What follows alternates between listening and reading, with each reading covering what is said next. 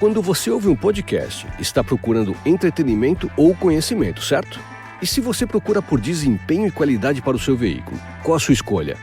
Os amortecedores Motorcraft têm tecnologia Ford e oferecem uma condução suave para uma viagem tranquila e segura. Escolha a confiabilidade dos amortecedores Motorcraft, válidos para a linha K, Fiesta, EcoSport e muito mais. Quando terminar seu podcast, é só acessar a loja da Ford no Mercado Livre e experimentar a diferença.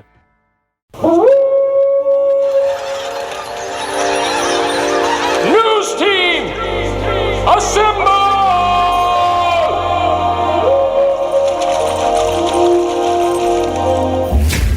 It's back and bigger than ever. It's the Unofficial 40 from Soonerscoop.com.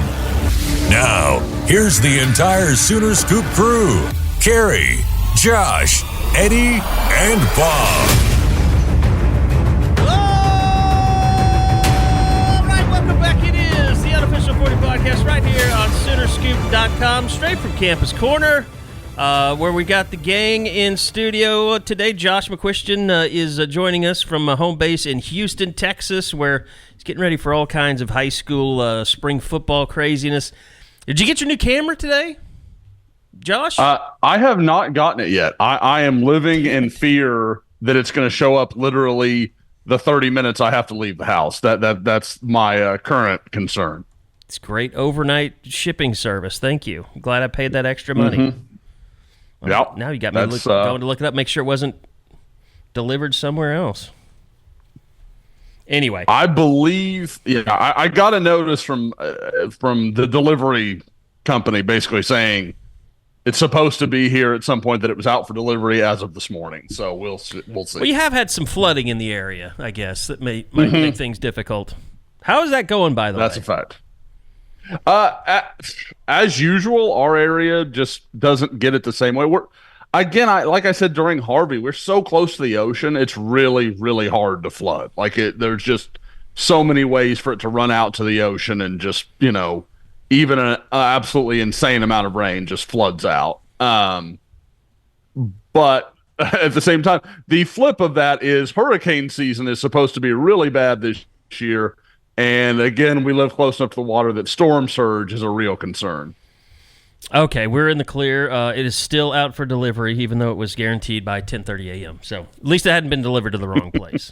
That makes me feel better. Yes, that would be a problem. But no, it's going to be awesome. You're going to have you're going to be Mr. 4K. You're joining the club now. Yeah, I'm not sure. I think we all know that I am not technologically advanced enough to probably operate this machine. So I'm very excited to see how many ways I can find to screw this up early on. Well, Eddie and I had discussions about it. We basically just got you the same camera you used to have, just a newer model. So same company, same brand, all that stuff. Which it does have. That seems ideal.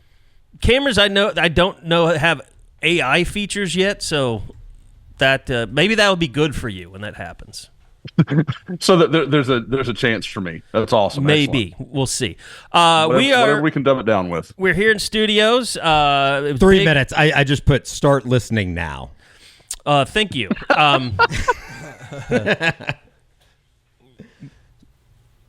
Okay.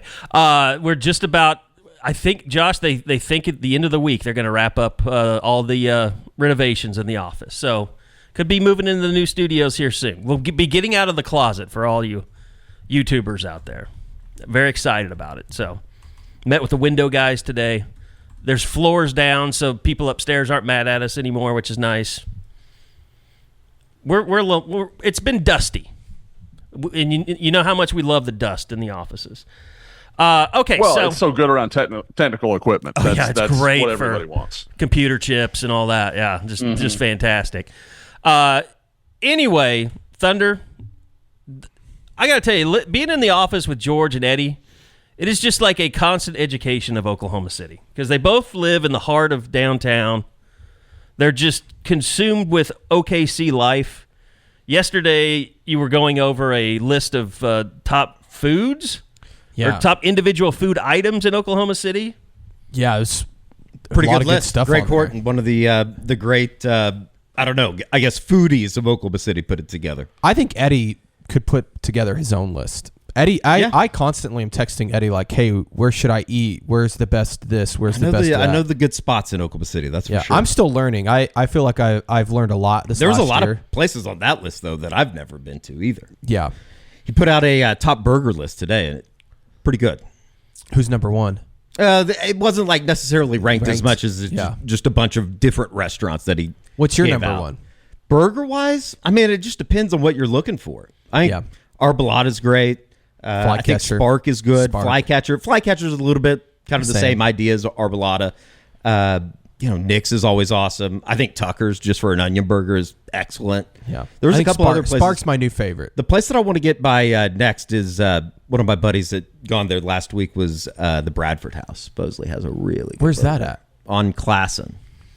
It's kind of like this is what my day is kind like, of like Josh, an just inn. a constant discussion like Well, this it's better than between- talking about dust. I mean, we got to break up the monotony. The monotony of my construction talk. Yeah, Thank you. your construction work. You're the superintendent. You're the contractor. I'm the foreman. I think The foreman. is what you're The looking foreman. for. Yes. I do think Eddie and I should apply for credentials to the Thunder games. I don't think I'd want to do that. Why?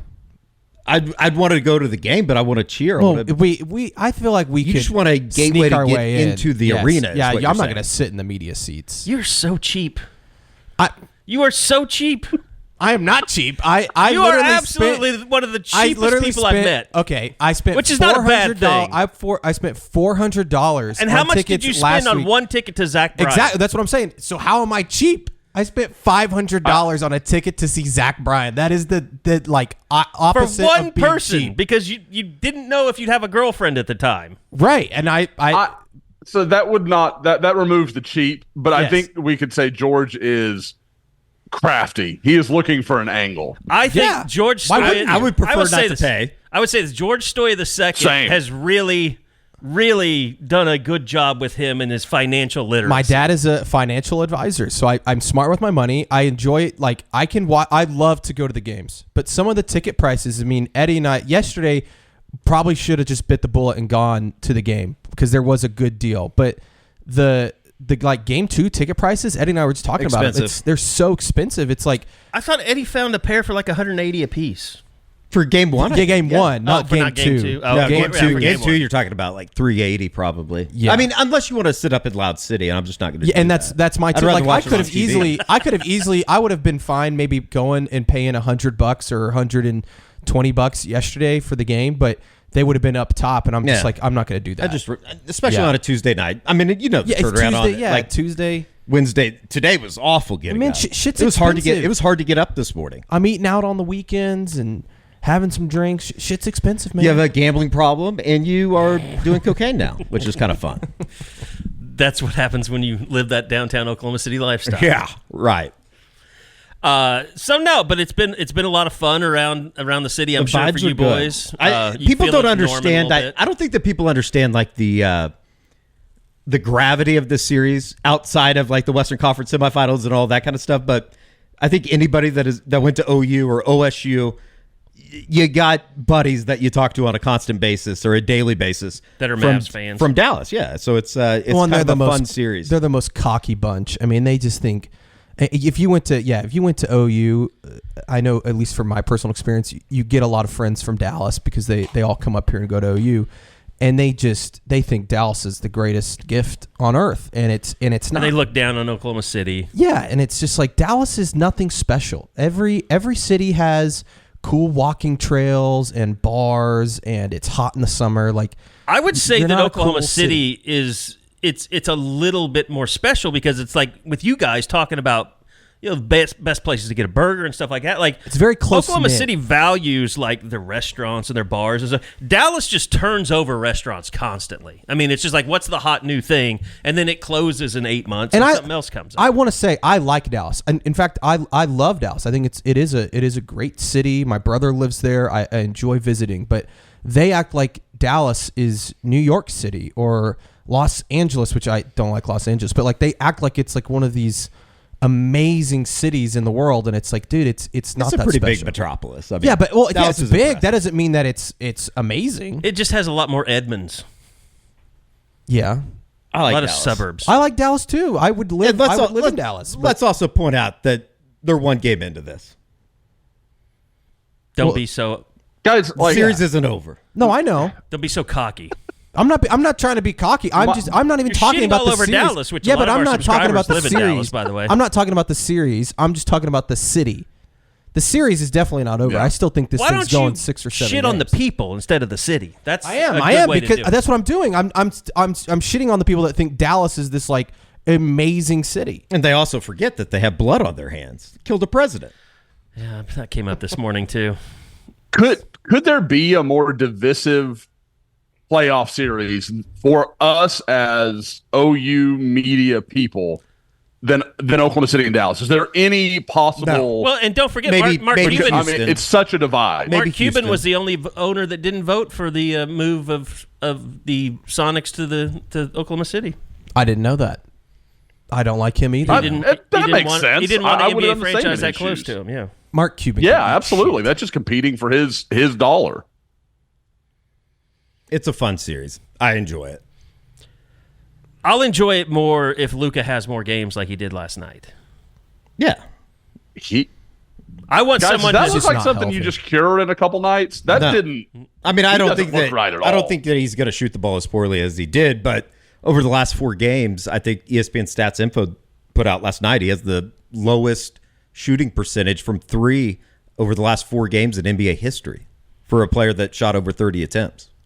He's 5 for 35. And he's also 17 for like 60. What was the stat that Schleck threw out this morning? I think it's 17 for like 75, 73. Something like that. In the playoffs. Yeah. I mean, the knee's obviously bothering him. But I think Lou Dort did a pretty damn good job last night against him. Yeah, it's been a lot of fun. It's fun watching Wiggins and Wallace kind of put their stamp on it off the bench, and then it was awesome. J-Dub was great at Those guys were unbelievable. The bench was amazing last night. They out-rebounded him by 13. Had 16 offensive rebounds. And how do you not like J-Dub, a guy that says, "Why are you so happy?" When he's asked, "Why are you so happy all the time?" He says, "Because I make $1 million and I run up and down on a basketball court." He's the best. He's awesome. I love him. I think very endearing. I think I'd take a bullet for him. Do you think that he took a shit running to the No, he changed his shoes. He changed his shoe. You believe that? Yes. You're a conspiracy guy. I do because I think the shoe was different. So easily take that. Well, he's J-Dub. He wouldn't lie about anything. That's true. All right.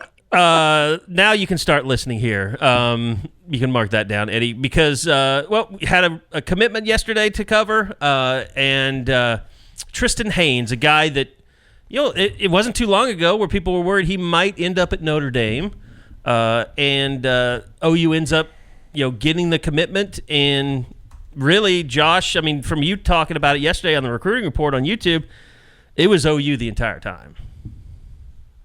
Yeah, it was interesting talking to him because it was. I mean, he mentioned that all that Notre Dame buzz came right before he took that trip to Notre Dame. And then talking to him, I mean, he said it in the story that I wrote about him, where he said basically that Notre Dame visit was to make sure Oklahoma was right. Like, it wasn't about, I'm trying to see if Notre Dame is the right place. It was just making sure that Notre Dame wasn't somewhere he wanted to look at further, and that basically confirming that Oklahoma was the choice. And that, guys, I mean, I was thinking about it when I was having that conversation with him.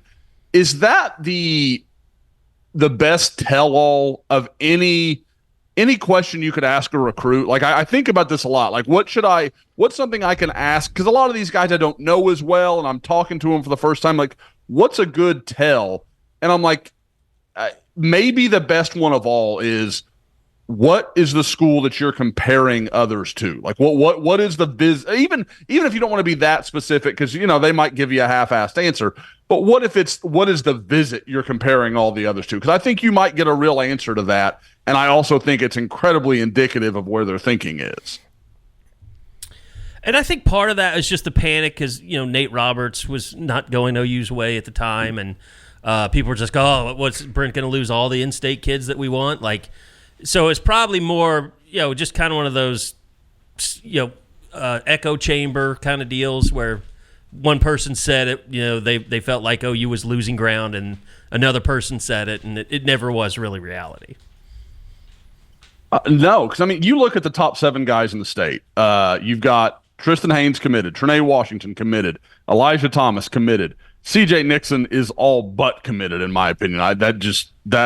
So the three that are not, Broderick Shull, who Oklahoma has had interest in, but never really had much connection with. That is kind of. And then you look at Nate Roberts. Yeah, Nate Roberts just a loss. I mean, there's no other way to spin that. And then Jaden Nickens. We kind of spelled that out a few times. I think Oklahoma just wasn't sure his focus was football and kind of moved in a different direction. I did think it was kind of interesting. He put out the statement that he's staying at Douglas about a week ago. I don't know. We'll see in terms of Jaden Nickens. I think that, again, like if he had said, okay, I'm going to go to IMG or I'm going to go do something like that, you'd have been like, okay, maybe he's looking at this differently. But if you're playing at Douglas, man, and I don't mean to hate on Douglas. Eddie, you and I have been over there a bunch of times through the years. It's a fact of the matter. Nothing but love for Douglas. But right now, they're his best chance to be a two-sport player of the two schools he's attended is Millwood. I mean, Millwood's got a much better football program right now. Obviously, we know they can compete in basketball, especially with him on the floor. And he wants to be at Douglas. And you're like, okay, that's fine. But it tells me where your priorities are, and they're basketball. I think it's also and that's because, hold on real quick, just for people kind of outside the sphere of this, like, that's because Douglas has a better basketball program? Is that what you're saying? I think it's more about Douglas just doesn't have much of a football program. It's a bad program right now. Yeah. I think they've got 1 3-win season in the last 5 or something. It's bad. It's not a shot to say that I just don't know how many footballs he's going to be able to catch next year if it's not a screen pass, at Douglas. It's that bad of a situation. What happened to Douglas? Because they used to be, when I was in high school, they were awesome. Yeah, I think that there's just a lot of people that moved out of the area, and the football side of it, when I think a lot of it was just to do with enrollment at the school in general, and a lot of the Oklahoma City. The numbers have been really, really bad. Yeah. I bet for just in terms of guys coming out for football, and when what's his name left, I think that Willis Alexander. He's a really good football coach. I mean, there's a reason why everywhere he goes, they somehow, some way find a way to win. A lot of times people don't realize, he's at Putnam City right now. A lot of times people don't realize one of the bigger parts of being a high school coach in some parts of the state or some schools is just getting kids to come out. Yeah. Just getting enough bodies. Especially at the inner city, Oklahoma City schools where, you're signing up to basically get your brain pounded in by a bunch of really good football programs. And it's not fair. I mean, I wish they could go back and do something about it, but... Because even the good ones, guys, like I'll talk to people at some, kind of like good programs that are in the country. And they're like, man, how do those guys not win state every year? Look at their athletes, blah, blah. I'm like, you don't know what they have to do to just get guys to practice. Sure. Like Ada, Ardmore, places like that, you turn the lights on, kids are showing up. They're going to come play ball. But it's a different thing at some of these schools, and it's just harder. Yeah, Western Heights, Capitol Hill, Southeast. Yeah, there's a lot barely of challenge. Get 20 guys to show up. If that. Yeah. If that. It's a really bad situation. I have so much respect for the people that do coach over there because you're kind of signing up for a process that's not going to be a whole lot of fun for about 7 months. And then you have to get kids to buy back into the program and all that kind of stuff.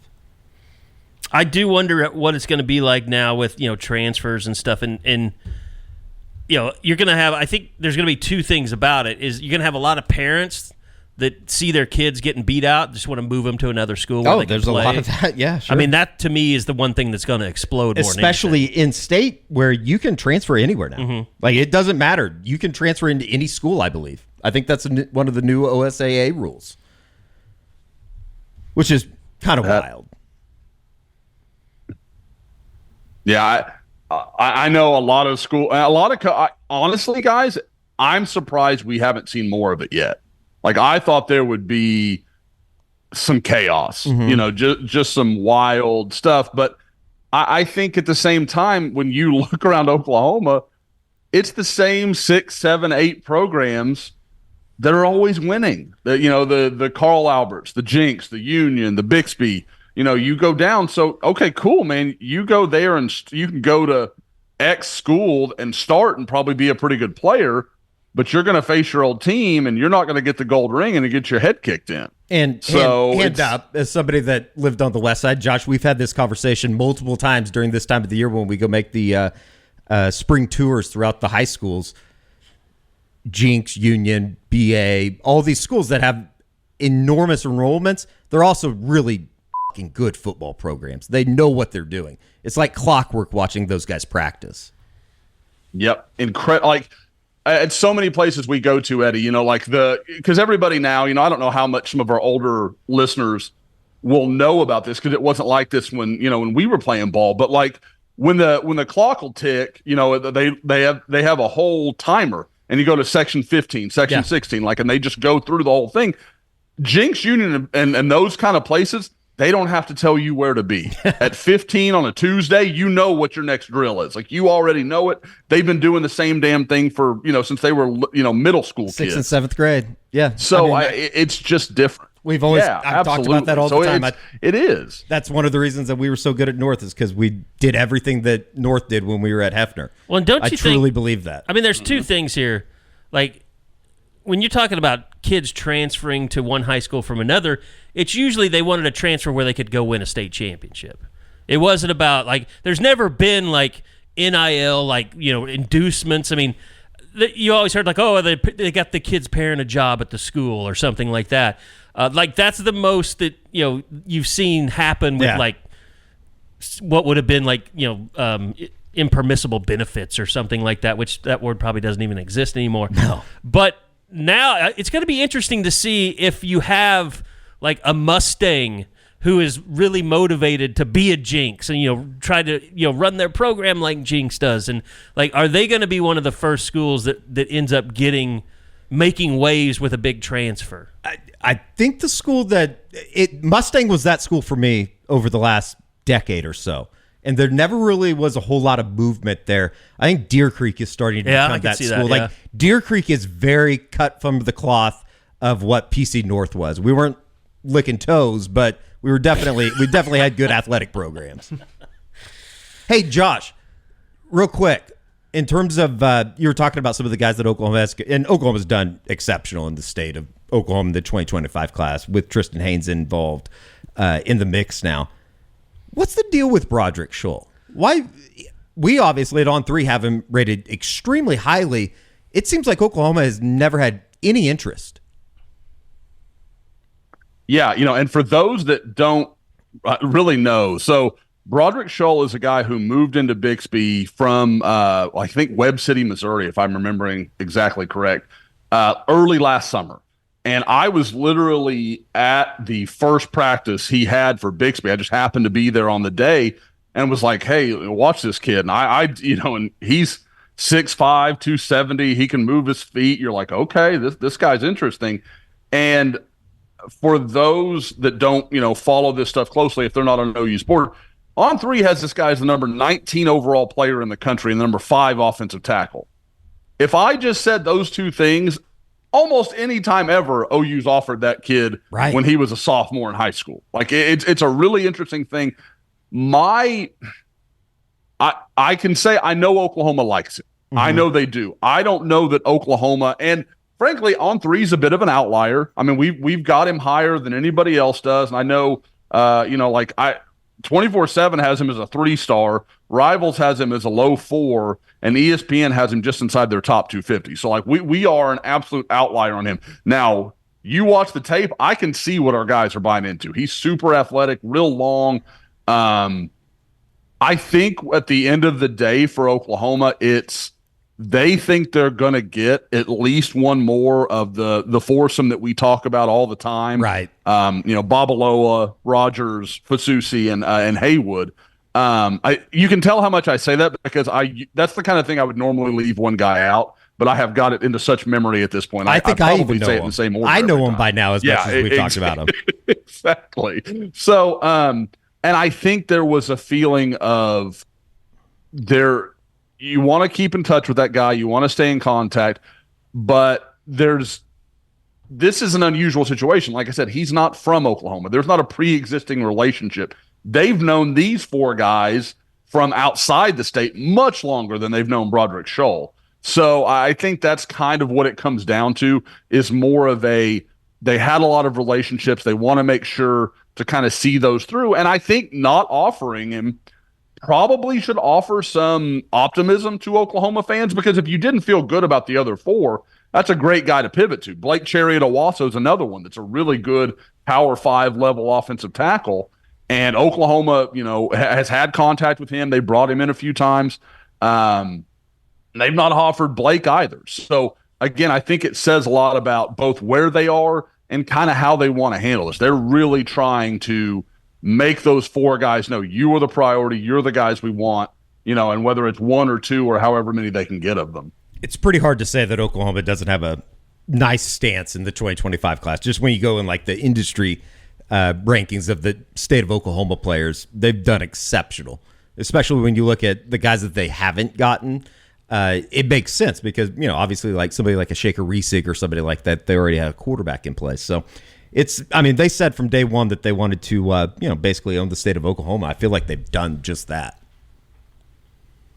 Oh, yeah. And again, I wonder sometimes when I hear stuff like that, how much of that is a remnant of the old days when Oklahoma would kind of drag their feet in state, sometimes didn't. Guys, one of the people that I always thought did the best job into the state of Oklahoma being aggressive was a guy that I know a lot of OU fans are not going to want to hear this, but it's Mike Stoops. I thought Mike Stoops was always very aggressive, offered guys like Gentry Williams, Stephen Parker, all those guys, was in on them super, super early, didn't hesitate, knew they were good enough and went after them. So, and I thought at times, especially later in the Riley era, that they just, if you weren't a genetic mutant in the state of Oklahoma, I don't think they were going to offer you like that. That's just kind of what it became. Great question from the message board yesterday from the Crimson Corner. If Riley's staff was still in place, say Grinch is still around, who cares who the quarterback coach is? Would they have even, like, my first impression, the question was basically Trystan Haynes, what would Oklahoma have been able to get him? I kind of lean towards the side they probably wouldn't even have recruited him.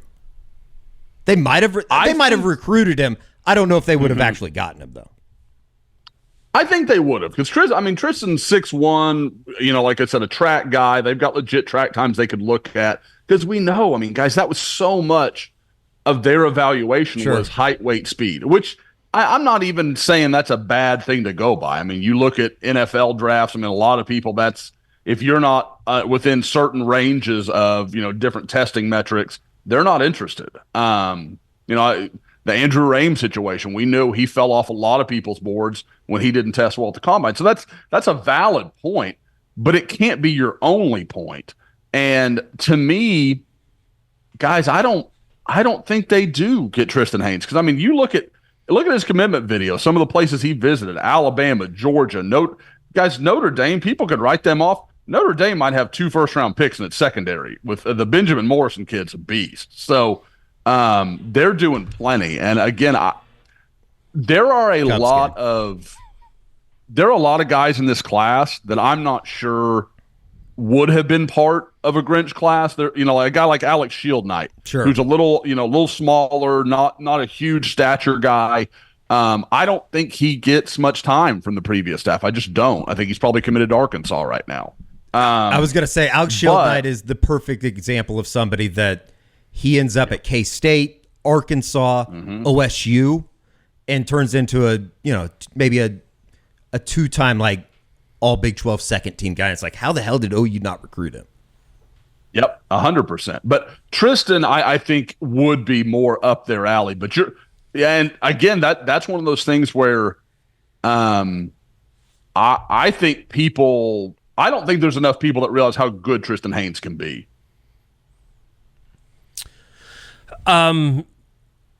Do we have anything really big recruiting wise? Because I wanted to get in some transfer portal stuff.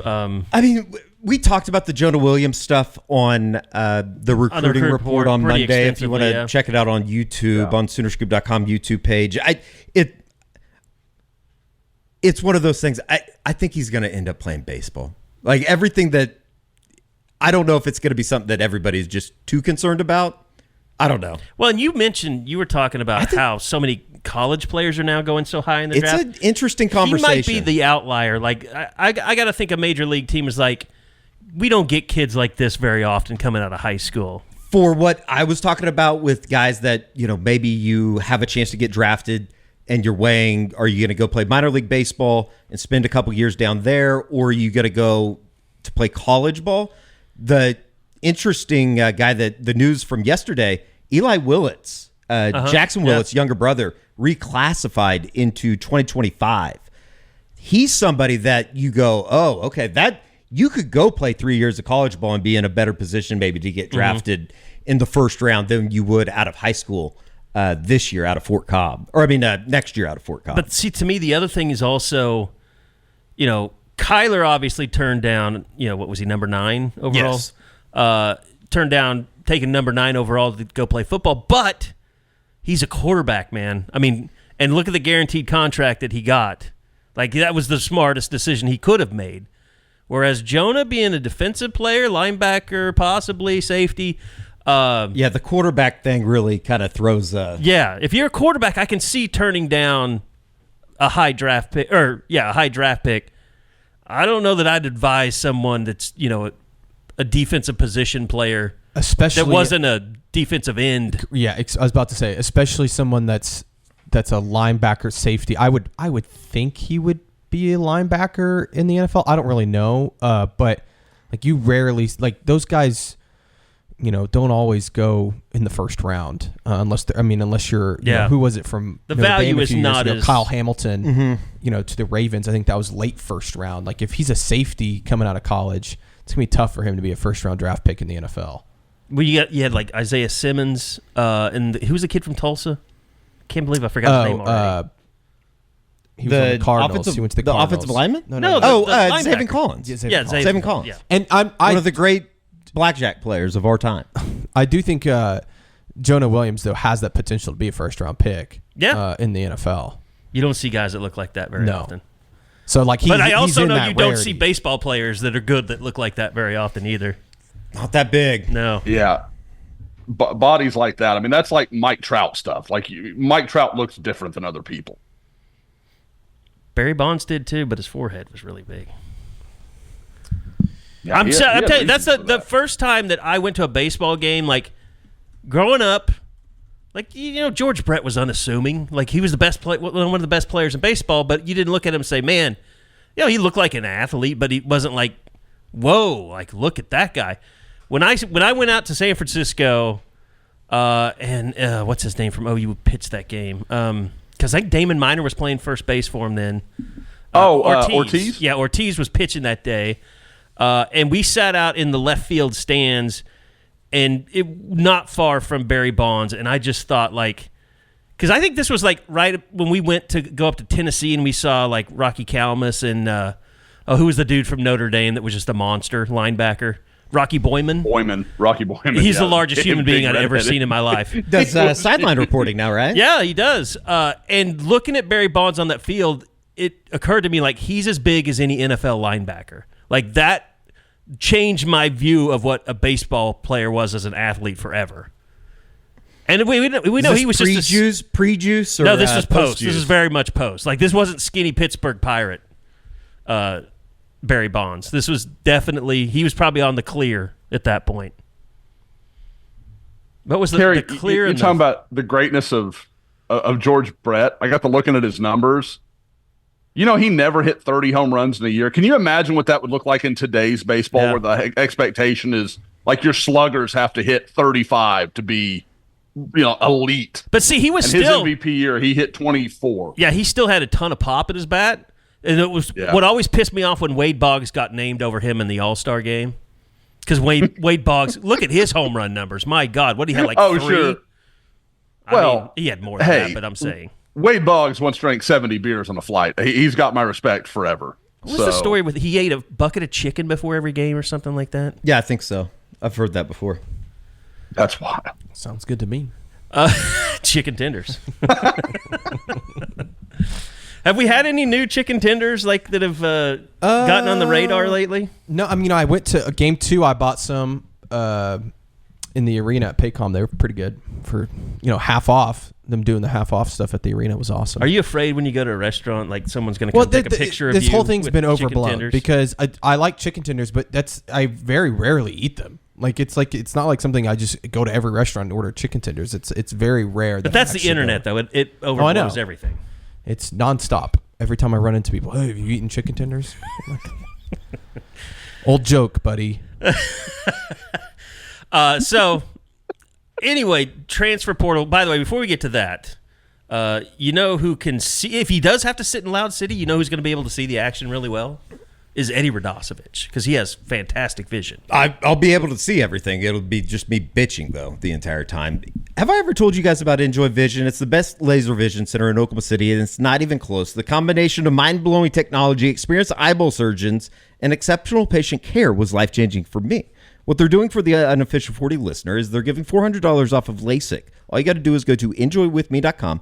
That is the letter NJOY withme.com and use promo code U40 for $400 off LASIK.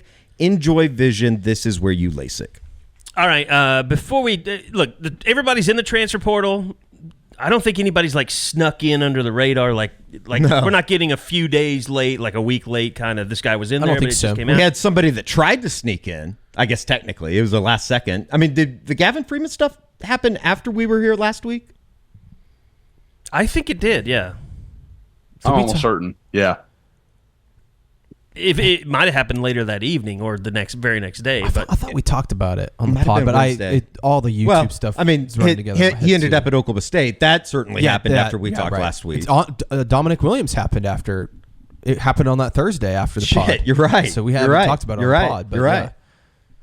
But I mean, all that stuff going on, and nobody knew us entering the portal. But yesterday, I think one of the biggest portal stories of the year came up when Brian Kelly opened his mouth and started talking. I didn't know this. Brian Kelly, forget him for a second. Do you realize, and I hope this is true, this is one of those internet things, but Dabo Swinney is the only other coach besides the coaches at Army, Air Force, and Navy to not take a transfer in 2024? Which I would imagine the military academies can't take transfers. I don't think that they can. Yeah. I mean... Unless you're going to go from, maybe you could go from I thought Navy that was Air well Force. known that Clemson doesn't take guys. But to be the only coach among a power football program, it's not shocking. Dabo Swinney's. I thought that he had. Isn't this career suicide that he's committing? I thought he had come back on it. Yes. It was like, we will entertain the idea at least. Didn't he say that? They took a quarterback, I think, 2 years ago. Today, we're using signed with them out of high school and then came back. Maybe, I don't know. I do think it's career suicide. If you're having that approach, and then Brian Kelly is borderline career suicide by saying, "Oh well, we're not going to pay to get some of these guys." I think Bud Elliott said it best yesterday on Twitter. So who's going to be the next head coach at LSU? I mean, you just can't say that out loud. Well, and it's the narrative and that would cause on the Crimson Corner. It's all started because of the Dominic Williams stuff, which is this narrative. And it's not just him, but he's losing other guys to other people too. Right? Well, yeah, they haven't been able to land anybody in the portal on the defensive line. I mean, I think they only have maybe 2 or 3 scholarship defensive linemen. He's got right a Porter now. Moser situation going on as a yes, he does. It's kind of crazy to look at. It is. It's insane, but. The whole narrative is coming from this idea that OU overpaid for Dominic Williams. And whether you believe that or not, OU got him. It doesn't matter what the price was. Like, you have to be able to compete at a high level in college football in today's world. Sometimes you've got to, quote unquote, overpay. Like, that's just the reality of it. So it's just stupid for him to sit there and be like, oh, well, we're not going to pay. It's like, welcome to college football, Brian Kelly. Go ahead, Almost everybody that wins a battle paid more than what other people were willing to pay. That's why they won the battle. That's the whole idea. Well, but I think we also learned from Dominic Williams that it doesn't always come down to the highest bidder. And I think what happens is, and I think we've talked about this before, every team that loses, like the Texas, I don't know if you want to call them media, but the voices, like they all start coming out, oh, well, they paid him $2 million to get him because I've heard the range was between $1.5 and $2 million. I guarantee you nobody paid 7 figures for Dominic Williams. They did not. Nobody did. So you get into this kind of butt-hurt reporting that happens after this stuff where everybody starts throwing out these huge numbers when the reality is OU they probably paid him more than they wanted to, but they didn't have to, and I think it's the same thing with all the Missouri guys and all the Ole Miss guys. It becomes this legend that they're just paying millions to all these guys, when I don't think that they really are. I think that they're just recruiting better and giving them a good enough offer, because as we've talked about a lot, these collectives, and the Grove is one of the best collectives in the country. Yeah, so they had Eli Manning doing something a couple days ago down there. So their shit is together. So you have to know that they know what the market is for any player that they're going after. Here's the other thing, and Josh and I talked about this a little bit, is that these media or whoever is reporting on this, of the team that loses the player, the coaches are typically saying, oh, well, he asked for too much money. And so then the narrative becomes, oh, well, we just didn't want to pay the money, and that's why we didn't land this kid. And it's like, no, OU just did a really good job recruiting the kid. And his mom. Dominic Williams isn't at OU just because of the money. Like, surely, yes, that played into landing him, but they won this recruitment because they built a very strong relationship with him at the spring game, as well as his family. Like that stayed true throughout. And then, yes, did they have to pay in the end? Yeah, but you still have to be able to recruit these kids. And maybe in the beginning maybe A&M was paying ridiculous amounts, and maybe Missouri has paid some ridiculous amounts. But I guarantee you, after you make one or two or three of those deals, you're like, we just can't keep paying guys like this. We can't build a roster just throwing money at the problem. The problem is, like we talked about, building your personnel department, getting your assistant GMs, knowing what the market value is, knowing what Texas is willing to pay and what they paid their defensive line. Because Texas, from what I'm told, is just like every other together collective, where they don't want to have one player that's making more than another player, or significantly more, to upset the locker room. Yeah, everybody's locker room problems aren't just unique to Oklahoma or to Texas. That happens everywhere. And I think that's why Brent is, I don't know this. My speculation is Brent has bought into the idea of paying these guys the type of money that they are now, because he knows everybody across the board they're going to pay them something that's not going to make them separate themselves from the other players at that position. Something else that we've talked about inside the office that, I don't know if it's more of a theory that we have come to, but I think that people would be surprised how much all of the schools know what each one's offering. Right, yeah. And nobody's there's not this idea that, they're trying to get into a bidding war. It's true to an extent, but at the same time, Oklahoma, and let's just say, they know the ballparks. Right.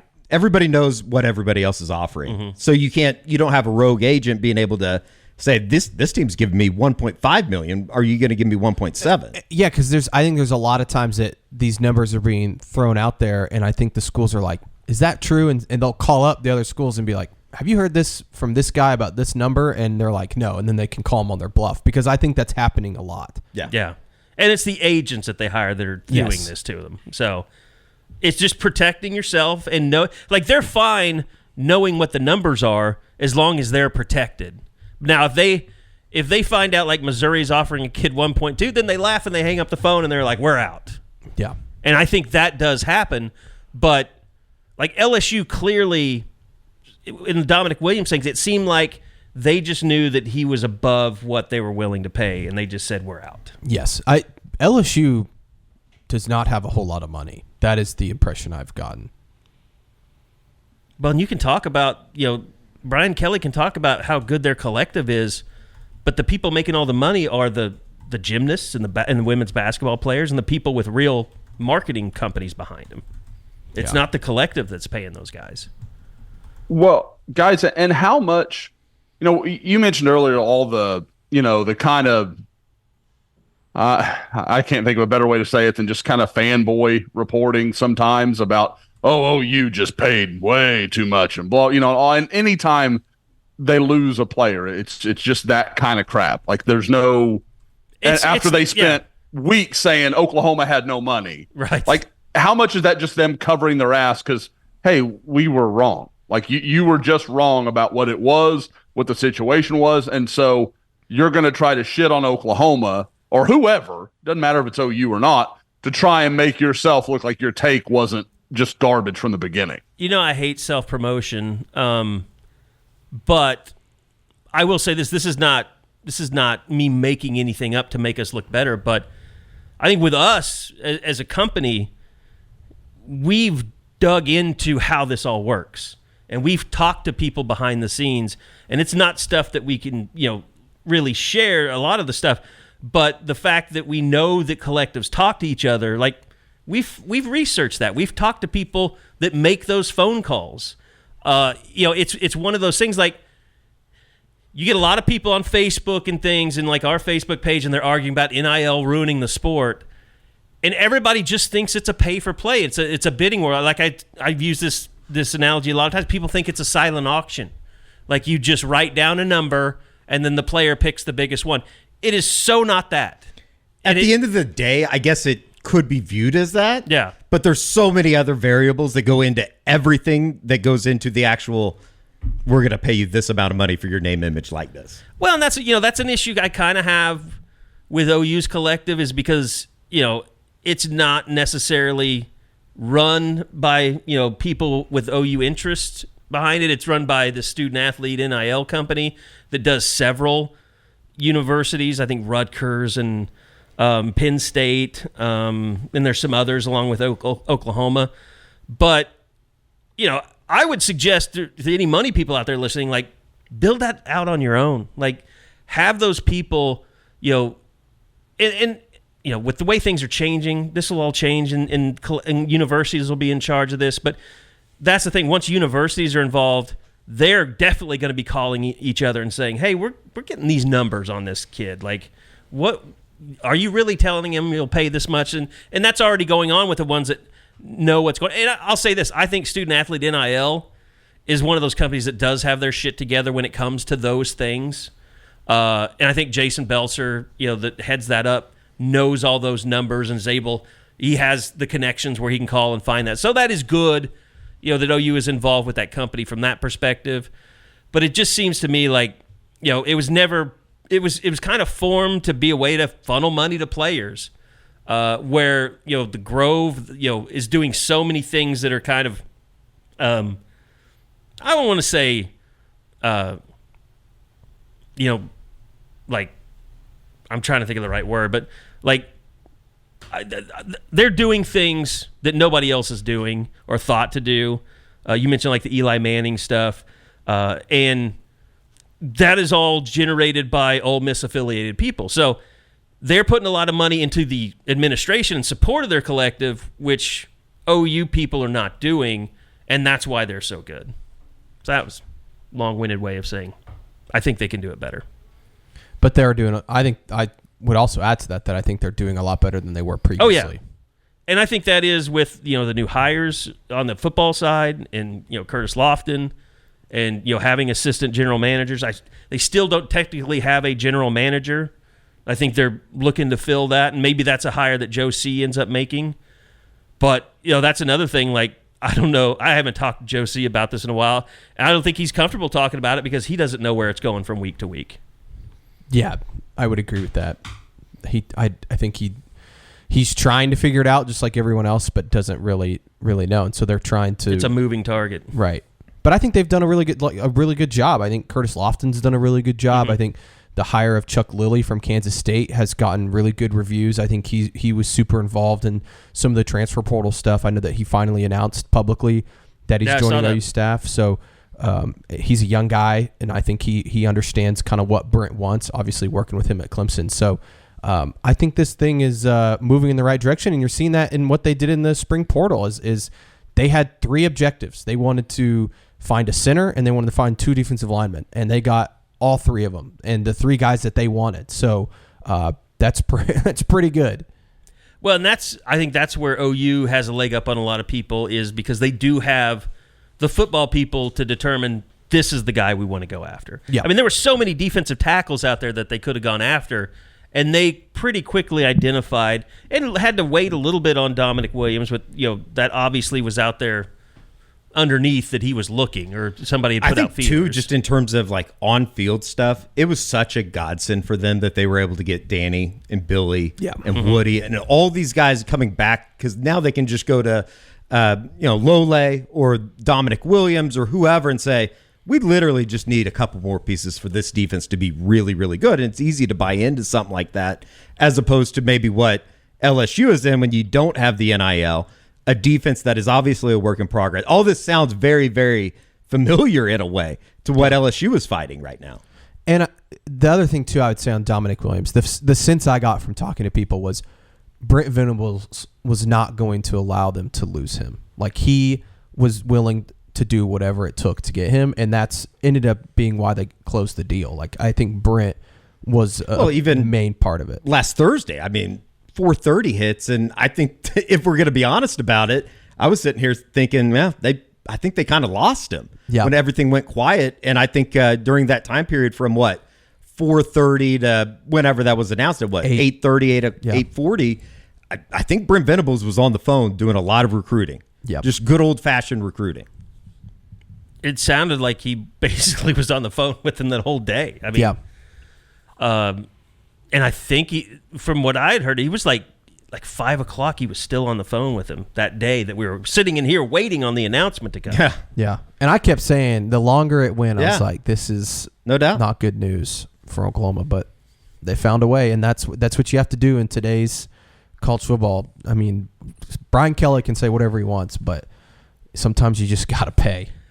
Well, OU fans are just happy that they're on this side of it and not the Brian Kelly side. Feels very weird to be on the other side of this. The side that's having success. What's funny, too, is like these fans, I've seen a lot of Texas fans or Missouri fans or whoever, LSU, and OU fans mentioned saying like, oh, well, you guys overpaid, like, haha, you like, and it's like OU's response to that should be, or any school that wins a player that is like, who gives a shit? It's not my money that paid for the kid. Like, he's going to be on OU's football team. Like, why do I give a shit? Well, at the end of the day, though, and we've seen this unfold the other way before, OU fans would be saying the same thing that Missouri and Texas fans would be saying. 100%. It's a cyclical thing that is very particular and very unique to college athletics.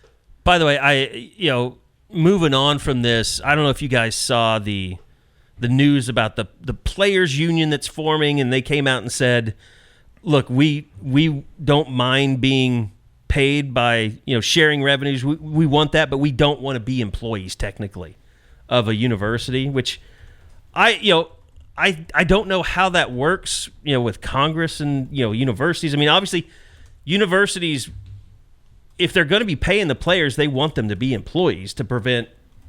And I don't know if that can prevent movement or what, but that's a whole nother can of worms that's going to open. But I just thought that was interesting, because if the players, they want to they're basically saying, okay, we're going to share revenue. We don't want to be employees. And the universities don't want them to be employees. Are they saying that because they think it opens a door to sharing revenue? And if that does happen, like, do universities control their NIL while they're employees?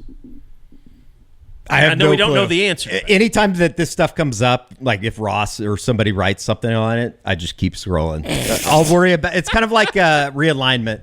Tell me what's going to happen when you decide what is going to come to fruition, and then I'll deal with it. Yeah, that's kind of how I just there's so much going on. Much over my head. Yes, and there's it feels like every day there's like some new legislation, and like you hear Ross Dellinger or Nicole Auerbach like this is big news, and it's like, well, until they actually do something and it actually happens, vote on this, I don't get it through the competition committee and all it's that. Like I don't care.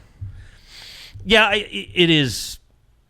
To me, what's interesting is, as much as people have called this the Wild West and are upset about it, and Brian Kelly still hadn't figured it out, like, it seems like if you just let it settle, everybody's going to figure this out. Like, I don't mind living in this world that we're now in, that we've been thrust into, where a bunch of guys enter the portal and you go out there and try and sign one. I mean, it's a different... Well, we're used to it now. I don't want it to change again. That's the thing that I've gotten to. It's like, okay, we've now... Like, we know how to navigate this world. Yeah, for a few years now, we've figured it out. And now it's like, oh, shit, now it's going to change again? Like, what's the new... But I still think, like, reading from what I've read, like there's going to be this revenue share. There's going to be salary caps on it. They're going to, pay certain players certain amounts of money, but you're still going to have NIL. So you're still going to be bidding for these players because you can just, if everybody has a base salary of X amount of money, you can still go to these guys and be like, well, we can still sign you to a bigger NIL deal on top of that base salary. So that part I don't think is going away. Bonus yes, yeah, is what it's I guess going to be. Yeah, so that part's not going away. Then do you have to return your signing bonus if you transfer? That's a good question. I don't know. It's a lot. There's a lot. I see SMU has replaced their center. They got a former LSU center. It's not going to be Nate Anderson. He is at LSU? I forgot, or SMU. I forgot about that. Him and Savion Byrd, who seems like that was years ago that he left Oklahoma. It really does, doesn't it? Well, it's like when the guys had. It's so confusing too because when the guys had Walter Rouse on, after the show was over, he's just so enamored with the guy. I mean, we've always loved talking to him. I was just like, surely he got here like 2 years ago. It's just like everything that's happened over the last year seems like it was 2 years. Like, did Danny Stutzman announce he was coming back 2 years ago or just a year ago? Like, it's not even a year ago. It's like a few months 3 months ago. It was a few months ago? Yeah. I mean, my God. It was in January, wasn't it? Or I guess it would have been December. Yeah, it would have been before the bowl game. The bowl game, yeah. I mean, even Jackson Arnold starting a football game seems like it was a year ago. Yeah. And that was January 29th. What do you guys think of December 29th. Of Gavin going to Oklahoma State? I do want to say I think it's going to be a great I called it. Yeah, you did. In our DMs. Yeah. I think it's going to be a great fit. I think he's going to have an incredible career. He'll be able to kind of step in. I don't know about after Brendan Presley, but like I think that's how they will use him. Don't you think, Josh? Yeah, I think that's absolutely the case. And I had somebody ask me, like, what could you expect for him reasonably this year? And I was like, maybe like 30 catches, 400 yards, 4 or 5 touchdowns, like a solid introductory year at Oklahoma State. Like, I think that's completely reasonable, and he could do more. It wouldn't shock me. But, getting up to speed, like you said, a guy like Presley in front of him, like I don't know. I think it'll take him a little time, but he's a good player. I think it's a lot. You see a lot. It's one of the moments when the portal is good. Like he was just stuck behind a really, really good batch of players. There's no way you can say you'd rather have Gavin Freeman than Deion Burks. Like Deion Burks is special. He's going to the NFL. We know he's going to be a great player. Gavin Freeman's a really good player and can help somebody. He just can't help OU that much right now. It was just, and this isn't his fault by any means. It was just a really bad time to miss spring with as many wide receivers. And then the Deion Burks thing kind of figures into the situation. Doesn't even it figured into the situation. I think it's going to be rather comfortable for him in Stillwater. And, if nothing else, getting into an offense that has a quarterback that is as veteran as Alan Bowman is, I think it should be a much smoother transition for him than it would be maybe even if he was going to, I don't know, somewhere like a K-State where I think Avery Johnson is going to be a better quarterback than Alan Bowman, but he's going to have to learn the ups and downs of going through a season that maybe Bowman wouldn't this year. And K-State was interested. Yeah, in sure. Gavin Freeman. His relationship with Matt Wells and all that kind of stuff. I think there was also there were several Big 12 schools that were pretty interested in him. So I think he could be very successful at Oklahoma State. But like you said, like I played it in my head. I'm like, what if Gavin was healthy this spring? Maybe he beats out a Jaquez Petaway for that backup slot spot. So who knows? Yeah. I was happy that he found a comfortable landing spot though. And I think he wanted to stay close to home. Sure. So sure. His mom went to OSU too, didn't she? Yes. You wrote about that. Yep. It is kind of crazy though when you look at like all the places that everybody that has exited, whether it be Josiah Wagner landing at Cal, Justin Harrington's now at Washington. I don't know. Shane Witter. Just always kind of where did he end up? I have no idea. But also Reggie Grimes. Ended up at Reggie Grimes, Memphis. Blast from the past. Somebody had Carson Cunningham had asked me like 5 months ago or 3 months ago, like where did he end up? And I was like, man, I don't know. Yeah, it's good to see he landed in his home state. Maybe Guys, they'll notice him on the football field this year. There, you were talking. That's harsh. You were talking about Savion he Byrd disappeared last year. I'm no, sorry. You're not wrong. I don't know if you're not wrong. Did he technically redshirt last year? I don't know if it would even matter. 4 games. Yeah, I mean, it wouldn't shock me if he had a redshirt. Didn't he? Wasn't there a game? I think it might have been Texas that he played somewhat a lot early in the season. Maybe it was Cincinnati. Let me look. I really don't remember. What I was going to ask, guys, do you remember when you did the interview, there was that kind of breakout, I think it was in the indoor, with Savion Byrd. And it was like Savion Bird's gotten over the hump. Yeah. And he's thought he was going to win an Outland trophy Coach that B day. just pushed me. Yes. Imagine telling yourself on that day that he was going to be at SMU and Caden Green's going to be at Missouri. Like that, there's just stuff in the portal that, as we see it now, you're like, okay, I see how we got here. But it just blows me away sometimes. Like if you could just kind of do a time hop and just realize how quickly this can all, and everything you think you know just kind of fades away. Had you told me that leaving the indoor, like on that day specifically, I would have thought something happened to Bill. Like he's not the coach anymore, and there was an exodus from the program. Yeah. I find all of that interesting just because I think that is what kind of woke everybody up to what happens if you ignore NIL or you don't treat it with the seriousness that it deserves. Like the Caden Green stuff, I think shook that entire department and made them kind of take a step back and look in the mirror and say, how did we let this go so wrong? And probably at the same time, I didn't realize NIL had gotten this serious. If there's a book someday of the Brent Venables era at Oklahoma, Caden Green's going to have more than a couple pages. Like that's going to be damn near a chapter. And I think largely because what you're saying, Carey, because it may well have shaped their direction going forward. Reggie Grimes played 12 snaps against Cincinnati. He played 11 against Iowa State. But I remember Cincinnati, he was playing in the first half of that game. I really don't remember that. He was somewhat in the rotation anyways. And then he did redshirt last year. That's one of those I can't explain. I guess he's not a real twitchy guy. Great size, but I think he might have been a little bit of a casualty too when Chavis came in, just in terms of they went a different direction with maybe the body style and what they're. I don't know. Maybe that's not correct because you look at somebody like a Trace Ford that was somewhat comparable. Maybe it was great when Nick Benito was on the field. Maybe not as productive. Yeah. I mean, he played in 2022. Grimes played 516 defensive snaps. I mean, he started.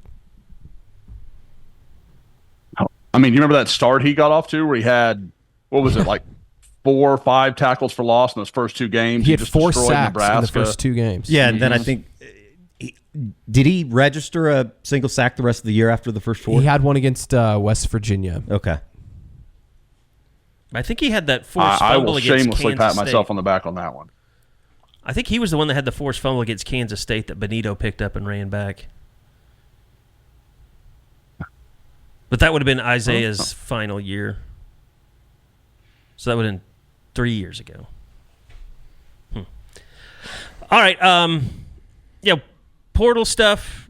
There's nothing really. It's pretty much done. As where OU is concerned. And then when does it open back up? Not till next year. Yeah. Not till the end of next season. Not the end of next season. Portal season. What is it? I think the week before the big championship weekend, December, SEC media or SEC championship, like early December, maybe December 1st or something. Yeah. It's going to be interesting to see how people handle that. Because people are going to leave programs. They're going to be like, I have to get out of here.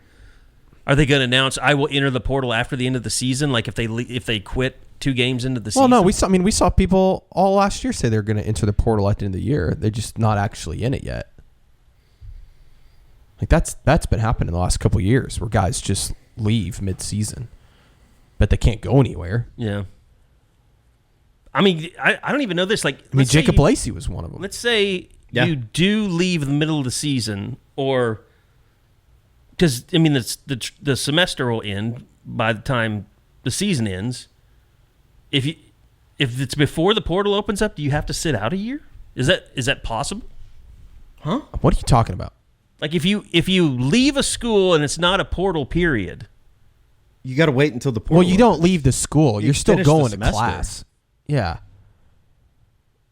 Because the portal will open in December. Lacey did. Like Jacob Lacey, Branson Hickman has been in the portal since January, but has been going to class at SMU. Okay.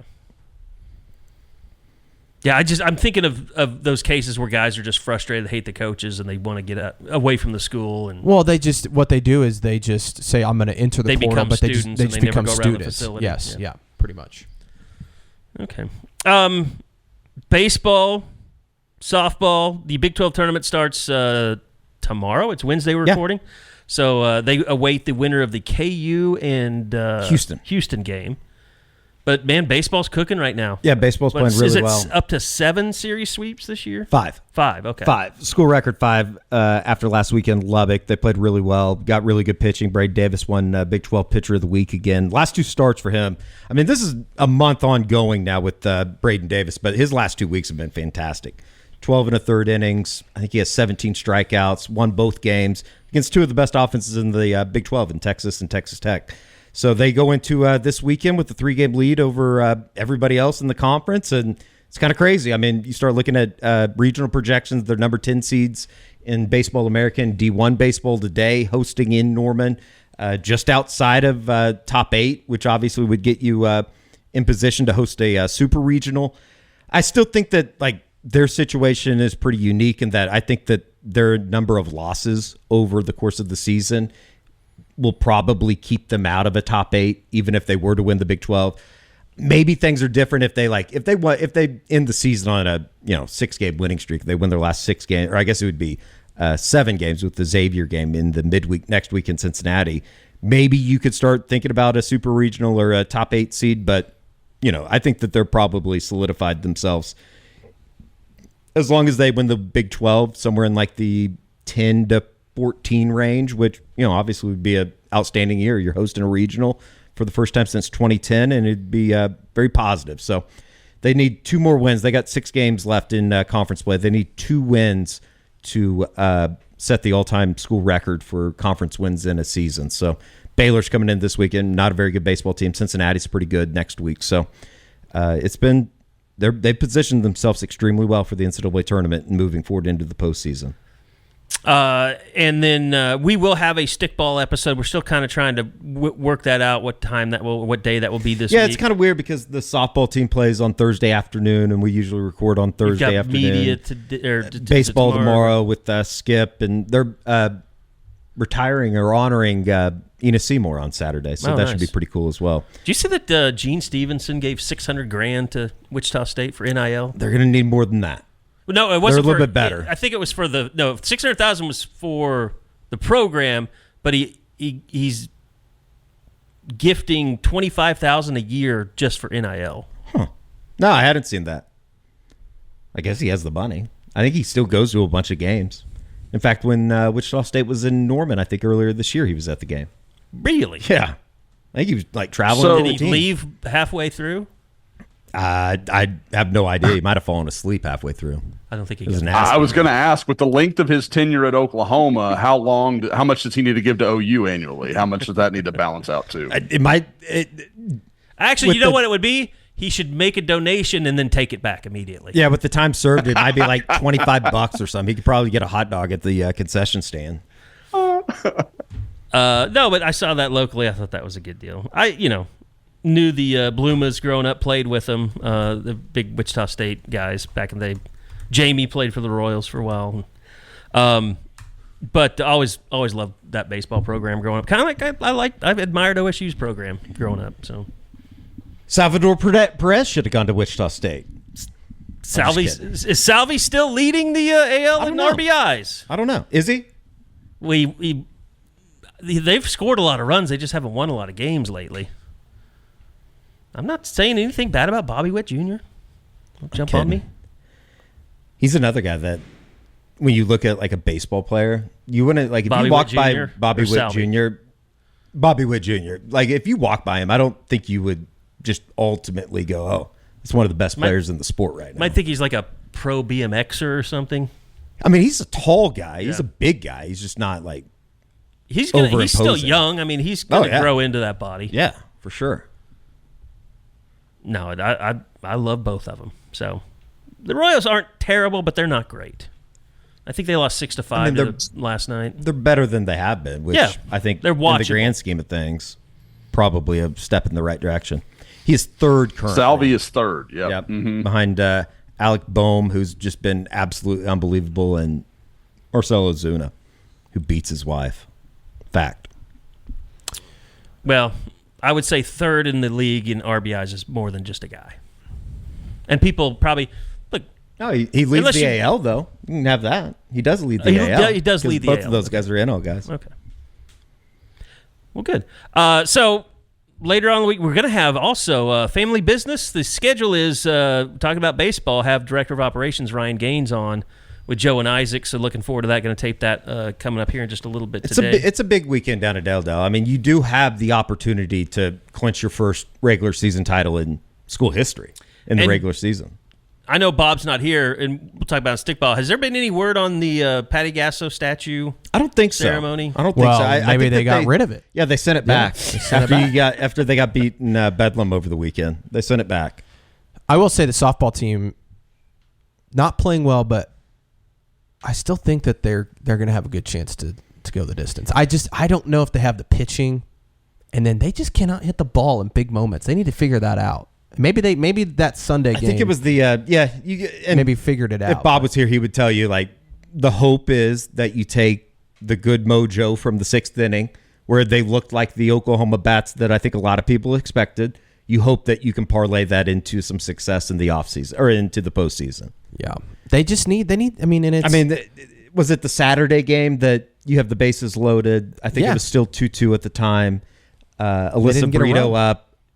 And like Alyssa Brito's at bat specifically, she has a 3-1 pitch right down the middle and looks at it. Yeah. And, I think in past years, I know it sounds dramatic. In past years, somebody would have hit a grand slam. Or at least put the ball in play or something. Yeah, and scored a run there. And she ended up flying out to right or left. That's been the big issue for him. And I haven't watched him as closely as Bob, obviously, but it just seems like anytime that there's a big moment, we're used to either they have the pitcher, Jordy Ball, somebody coming in and shutting down the other team when they get on base, or Alyssa Brito or Jada Coleman coming up and hitting the ball well. So I think that, and you're seeing some of these. I guess the encouraging part is like Cassidy Pickering actually had a pretty good weekend. Ella Parker I think had a big home run. Like you're seeing some of the freshmen are actually the ones that have been starting to step up. You just need, if they're going to go the distance, you need Tiara Jennings, Jada Coleman, Kinsey Hansen, Alyssa Brito to be the players that you've seen them be. But even then, I just don't know if they have the pitchers. Like Nicole May hasn't been great. Kelly Maxwell has been really good at starting, but can't come in close. I was talking to my dad about this. The thing about like as good as Kelly Maxwell's been, even going back into her OSU career, when they would get into tight ball games, like close ball games, I don't want to say she's a choker. I'm not saying that, but things get a little tight. Yep. I would agree with that. And you saw that when she played OU. Right. And there was a lot of instances where she was really dealing through like 5, and then OU got the best of her, late in games, and you're seeing that kind of play out now. You need Kirsten Deal to be better too when she comes in those closes, because she's been really good too as a starter, kind of their day 2 starter, and she hasn't been as good closing. Like, because all 3 Bedlam games, like OU had a chance to win it late in those games and then just gave up 4 or 5 runs. Well, even going back into the Friday night game, you load the bases in the first or second inning, you have a chance to really kind of set the tone for the weekend, and you get no runs out of it. Right. You just can't do that against, by the way, you lose the series to Texas and OSU. While I think it's viewed through a lens of, oh, what a bad weekend, OSU and Texas are really, really, really good. They're 3 of the top 4 teams in the country. Right. And that's the thing is like if OU can just figure it out or just keep softball's such a sport. It's like baseball. Like on any given day you can really turn it on and get going. And so I think that if they can get hot here, they need to do well in the Big 12 tournament. And if they can get hot, and then it's a massive, massive game come Friday in the semifinal against Bedlam or against Oklahoma State. Yeah. All right, that's just about going to do it. Josh, before we get out of here, just kind of give us a preview of what's going on with you out on the road, doing a lot of recruiting stuff right now. Yeah, going to actually head out tonight. Going to go catch Jonathan Hatton, Oklahoma's 2026 running back commitment, first thing tomorrow morning in San Antonio. Then going to head back to Houston, go see Smith Arogbo, the big-time defensive end at Leaf Hastings. Hoping to catch Torrey Blaylock by the end of the day. And then as we head into next week, going to go see Ryan Foje, going to go see Cortland Guillory, kind of making my way around Houston. And then as we get into the later parts of the month, I've got a couple of trips up to Oklahoma, going to go see, the Caden Joneses, the young guys, as well as, Elijah Thomas, going to get my first look at Antonio Gamoro, the big offensive lineman from Elgin that, by that time could be part of Oklahoma's class. So anxious to get a look at him. Go see Trystan Haynes, who we've already talked about in this pod. And then I get about a week off, and then guys, we're going to have 5 days of OU camp over about 2 weeks. So it's going to be a lot of people. Again, I say it over and over again, and it dates me, honestly, but this used to be the slow time. This is when recruiting happens. Like, this is the most active period of college football recruiting that there is right now, because you've got guys, while we're covering all these camps and going to all these spring practices and all of that stuff, at the same time, Oklahoma and every other school in the country is hosting the majority of their official visitors over that same timeline in early June. So it's just going to be June is no time to rest. It's going to be really, really busy on Scoop. All right. Thank you, Josh. Thank you, Eddie. Thank you, George. And I'm not even going to – when I get your name in the pod, I'm not even going to tell you. That'd be awesome. It'd be a great surprise. It's just going to be a surprise. I can't wait. Right, I'm sure it's coming soon. Pause. All right, that's going to do it for this edition of the Unofficial 40 podcast. We'll be back again next week. We'll see you then right here on Soonerscoop.com podcast. Thunder and 4.